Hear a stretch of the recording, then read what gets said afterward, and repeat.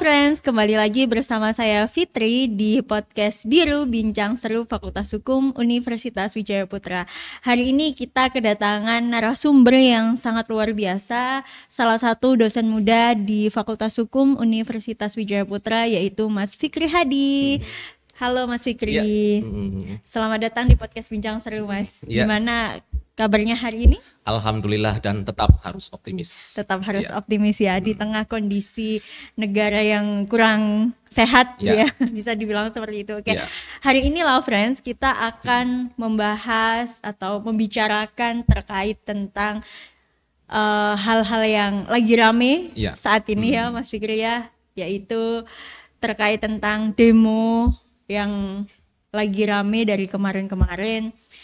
Banyak masyarakat yang kecewa dengan kinerja DPR saat ini, dan kita akan membahas terkait hal tersebut. Mas Fikri, Mas Fikri ini salah satu dosen hukum tata negara ya Mas ya? Betul. Di Fakultas Hukum Universitas Wijaya Putra. Nah, beliau ini sudah menggeluti hukum tata negara sejak kuliah ya Mas ya? Oke Mas Fikri, terkait tentang masyarakat yang sedang ramai berbondong-bondong untuk berdemo sejak beberapa hari kemarin menuntut DPR untuk mundur ya, dan menuntut DPR untuk dibubarkan. Itu juga salah satu hal yang diinginkan oleh masyarakat karena dinilai kinerja DPR sudah tidak sesuai dengan apa yang diinginkan oleh masyarakat. Pembubaran terkait DPR ini mengulik kembali sejarah pada zaman dahulu. Ada dua presiden yang mengusulkan untuk membubarkan DPR ini, nah, yaitu Presiden Soekarno dan juga Presiden Soeharto. Menurut Mas Fikri, emang bisakah DPR ini dibubarkan? Oke, baik. Sebelum menjawab pertanyaan itu, terlebih dahulu kita harus memahami latar belakang mengapa demonstrasi yang belakangan ini terjadi di Indonesia itu bisa berskala luas ya. Tentu kalau kita memahami bahwa apa yang terjadi di tengah masyarakat ini dapat dikatakan merupakan akumulasi dari keresahan dan kekecewaan masyarakat atas kondisi negara Indonesia saat ini, sehingga muncul narasi untuk salah satunya membubarkan DPR. Nah, pertanyaannya adalah bagaimana atau mungkinkah ya, DPR itu dibubarkan? Jawabannya bukan suatu hal yang tidak mungkin, namun sangat sulit. Sangat sulit. Mengapa demikian? Pertama, kalau kita lihat dari aspek konstitusionalitasnya ya, bahwa di pasal 7C Undang-Undang Dasar Negara Republik Indonesia tahun 1945 itu menyebutkan bahwa presiden tidak dapat membekukan dan atau membubarkan Dewan Perwakilan Rakyat. Artinya apa? Kejadian di sistem ketatanegaraan di masa lampau ketika Presiden Soekarno dan Presiden Abdurrahman Wahid ya, membubarkan DPR itu tidak lagi dimungkinkan dalam sistem ketatanegaraan saat ini. Itu pertama. Yang kedua adalah kalau kita lihat dari sudut pandang pembentukan DPR, yang mana landasan yuridis pembentukan DPR itu ada di Undang-Undang Dasar. DPR kalau kita belajar hukum tata negara itu merupakan salah satu lembaga negara utama. Ya. Kalau kita ingin membubarkan DPR, maka otomatis kita harus terlebih dahulu mengamandemen pasal yang melegitimasi kewenangan DPR dalam Undang-Undang Dasar. Itu ada di pasal 19 sampai pasal 22 kalau tidak salah di Undang-Undang Dasar. Otomatis kalau kita bubarkan DPR harus mengamandemen Undang-Undang Dasar. Padahal mengamandemen Undang-Undang Dasar itu sulit. Karena mengamandemen Undang-Undang Dasar itu tidak sama dengan mengubah undang-undang. Berarti intinya untuk membubarkan DPR ini sebenarnya bisa, tapi sulit. Sangat sulit ya. Karena untuk membubarkan DPR ini perlu mengubah Undang-Undang Dasar 1945 karena pembentukan DPR sudah diatur ya Mas ya di dalam Undang-Undang Dasar 1945 tersebut. Lalu terkait tentang keresahan masyarakat saat ini, terkait tentang kinerja DPR yang dinilai tidak mewakili rakyat sama sekali sehingga masyarakat sakit hati ya dengan kinerja DPR. Masih perlukah kita dengan adanya DPR tersebut masih diperlukankah?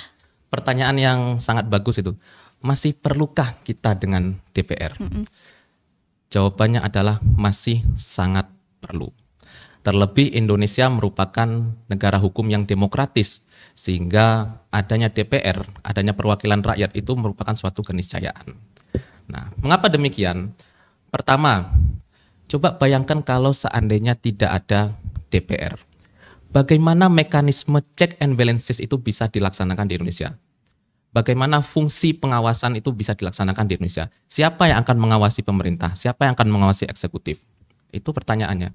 Kalau DPR itu tidak ada, maka dikhawatirkan eksekutif akan memiliki kewenangan atau kekuasaan yang bersifat absolut, sehingga dikhawatirkan berujung pada otoriter. Kemudian yang kedua adalah jangan lupa DPR di Indonesia itu memiliki fungsi lain, yaitu fungsi legislasi terkait dengan pembentukan undang-undang dan fungsi anggaran. Tentu harus dipikirkan, kalau seandainya DPR dihapus, siapa yang akan menjalankan fungsi legislasi dan fungsi anggaran?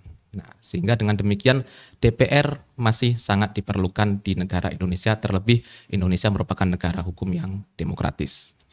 Jika dilihat anggota-anggota Dewan saat ini ya Mas Fikri ya, dengan kinerja anggota Dewan saat ini, perlu nggak sih mereformasi atau merubah syarat-syarat untuk menjadi anggota Dewan itu sendiri? Itu kan juga salah satu tuntutan dari masyarakat, karena yang kita lihat saat ini semua orang bisa menjadi anggota Dewan, bahkan yang lulusan SMA pun itu bisa mencalonkan diri sebagai anggota Dewan. Sedangkan tugas dan fungsi anggota Dewan sepenting itu untuk masyarakat gitu. Menurut Mas Fikri bagaimana? Nah, itu pertanyaan yang bagus sekali itu.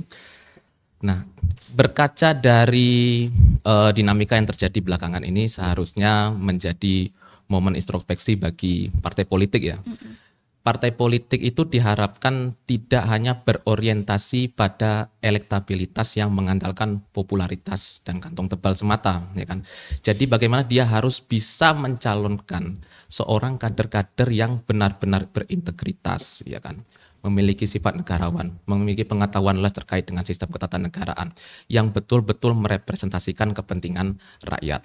Selain itu, dengan adanya kejadian seperti ini, maka diharapkan partai politik juga lebih ketat mengawasi dan memantau kader-kadernya yang sekarang duduk di parlemen, baik di DPR maupun di DPRD. Mengapa demikian? Karena dalam undang-undang partai politik itu disebutkan salah satu fungsi partai politik itu adalah penciptaan iklim yang kondusif bagi persatuan dan kesatuan. Nah, statement-statement anggota dewan yang belakangan ini kontroversial ya, sehingga memicu keributan berskala luas ya kan. Itu kan menunjukkan bahwa mereka itu tidak memahami fungsi mereka sebagai anggota parpol itu apa, ya kan. Komunikasi publik mereka masih sangat minim, sehingga menimbulkan keresahan bahkan kemarahan masyarakat ya kan. Nah, sehingga itu harus dilakukan evaluasi oleh partai politik. Tegur dong kalau berani gitu kan. Bahkan kalau bisa ya, momen demo ini menjadi momen bagi partai politik ya kan, untuk memaknai bukan sebatas untuk membubarkan DPR, melainkan itu loh anggota yang bermasalah, yang aco itu dievaluasi. Bahkan kalau perlu mungkin di PAW, pergantian auto itu diganti dengan kader parpol yang lain yang lebih berintegritas. Seperti itu. Mungkin ada tes-tes mungkin ya, syarat-syarat tertentu untuk menjadi anggota dewan, seperti yang dikatakan oleh masyarakat, mungkin tes IQ, terus kemudian seperti tes-tes masuk menjadi PNS ataupun masuk menjadi BUMN gitu, karena dinilai untuk menjadi anggota dewan itu seharusnya tidak semudah itu. Betul. Ya kan, mengingat tugas dan fungsi anggota dewan yang sangat penting untuk masyarakat gitu ya Mas Fikri ya.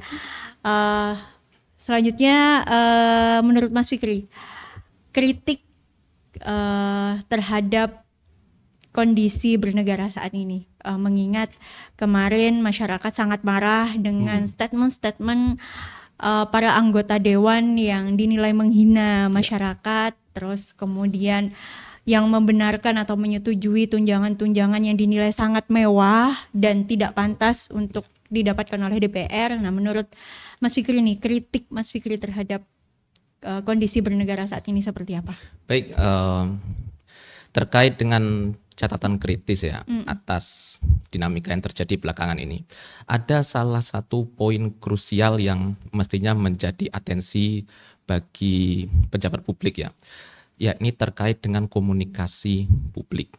Seharusnya sebagai pejabat, dia harus memberikan statement-statement yang mampu mengayomi dan meneduhkan suasana, ya kan?